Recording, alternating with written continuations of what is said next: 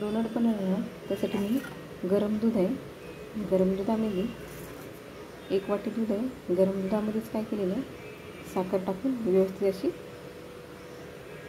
विरघळून दिलेली. गरम दुधात टाकून व्यवस्थित अशी विरघळली.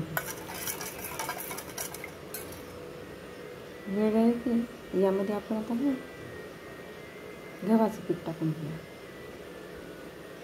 तुम्हाला हवं असेल थोडं तूपही टाकू शकता. व्यवस्थित मिक्स करून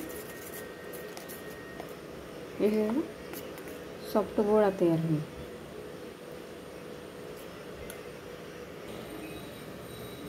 डोनटचा डो मस्त झालेला आहे, छान मस्त फ्लफी झालेला आहे.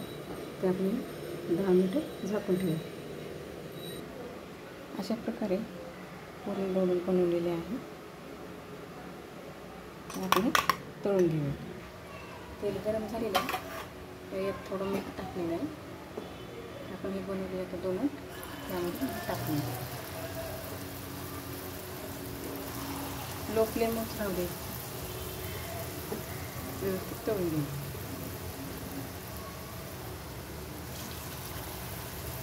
मला जास्त होल राहू द्यायचे, व्यवस्थित डोनटचा शेप येतो. स्लो गॅसवर तळून घ्यायचं.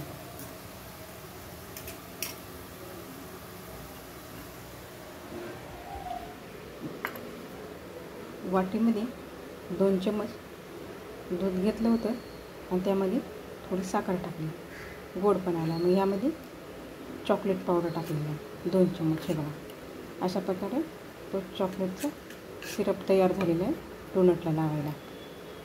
तुम्हाला हवं असेल डेअरी मिल्क मेल्ट करून त्याच्यावर लावू शकता.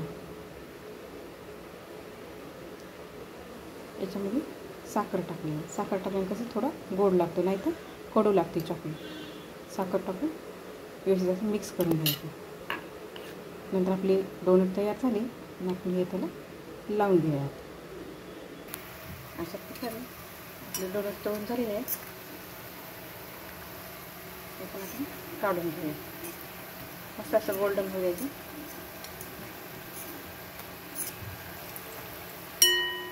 एका प्लेटीत काढून घेऊया. हे आपले डोनट तयार झालेले आहे. डोनटचं पीठ चुरताना त्यामध्ये काय करायचं होतं, बेकिंग सोडा व बेकिंग पावडर टाकायचं दुधात. मस्त असे फ्लफी नरम छान होतात, हे सॉफ्ट.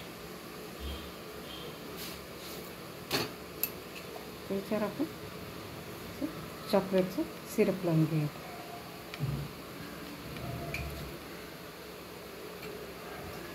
हे आपले डोनट तयार झालेले आहेत. घर होममेड डोनट तयार झाले आहेत, मस्त सॉफ्ट. मुलं आवडीने खातील. मुलांना एकदा नक्की करून द्या. आवडल्यास लाईक करा, शेअर करा, सबस्क्राईब करा. थँक्यू.